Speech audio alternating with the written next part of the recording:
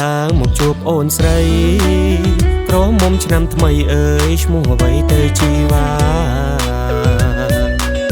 បើមិនប្រកាន់សុំស្គាល់មកប៉ាផ្ទះនៅម្ដុំណា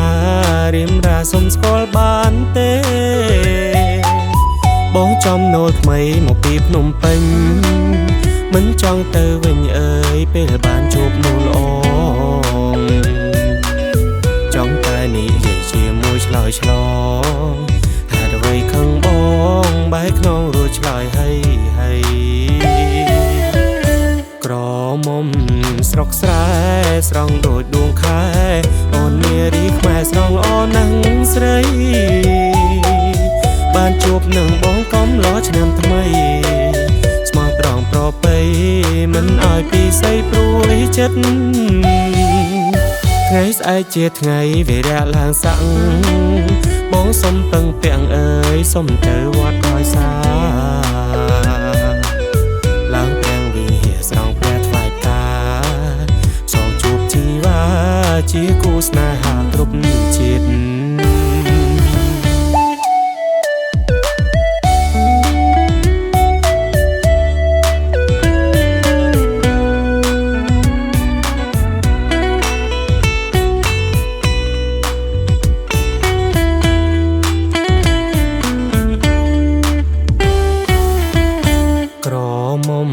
ស្រុកស្រែ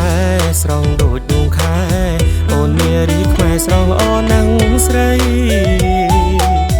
បានជួបនឹងបងកំឡោឆ្នាំថ្មីស្មោះត្រង់ប្រពៃមិនឲ្យពីស័យព្រួយចិត្តថ្ងៃស្អែកជាថ្ងៃវិរៈឡើងសាំងបងសុំពឹងពាំងអើយសុំទៅវត្តដោយសារឡើងព្រះវិហារស្រង់ព្រះថ្វាយផ្កា